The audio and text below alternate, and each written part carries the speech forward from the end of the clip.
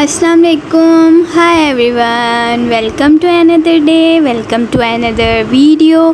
کیسے ہیں آپ سب؟ جی تو چلتے ہیں ہم اپنی ویڈیو کی طرف. آج کا ہمارا ٹاپک ہے, پتہ ہے اپنی مانگی گئی دعاؤں پر یقین کیسے آتا ہے؟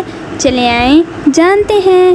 دعا پر یقین کا مطلب یہ ہے کہ آپ جلد باز نہیں بن رہے, آپ دعا مانگنے کے بعد پرسکون ہو گئے ہیں. آپ بار بار اس پریشانی میں نہیں گھر رہے کہ پتہ نہیں دعا کب قبول ہوگی, کیسے قبول ہوگی.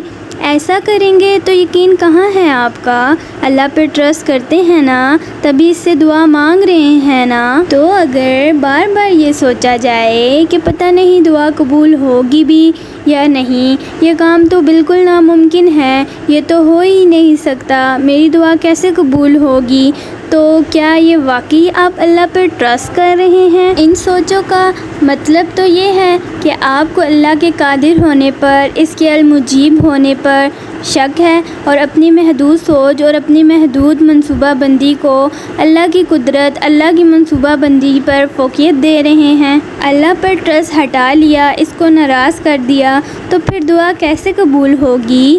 اللہ تعالیٰ تو اعلیٰ ہے نا, اتنے اعلیٰ کہ آپ اسے دیکھ نہیں سکتے, سن نہیں سکتے, اس تک پہنچ نہیں سکتے, لیکن وہ تو آپ تک پہنچ سکتا ہے نا, وہ تو ہر وقت آپ کے ساتھ ہوتا ہے. اور اگر وہ اتنا اعلیٰ ہے تو اپنے چھوٹے چھوٹے تصورات میں اس کے انوار کو سمانے کی کوشش کیوں کر رہے ہیں؟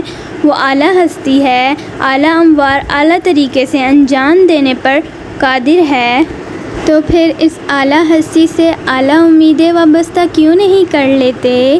اپنی دعائیں اس اعلیٰ ہستی سے مانگ رہے ہیں نا, پھر اس اعلیٰ ہستی کے جوابات کا انتظار کیوں نہیں کر لیتے؟ اللہ کے نبی صلی اللہ علیہ وآلہ وسلم نے فرمایا, بندے کی دعا قبول ہوتی ہے جب تک کہ وہ جلدی نہ کرے کہ کہنے لگے کہ میں نے دعا کی تھی اور میری دعا قبول نہیں ہوئی.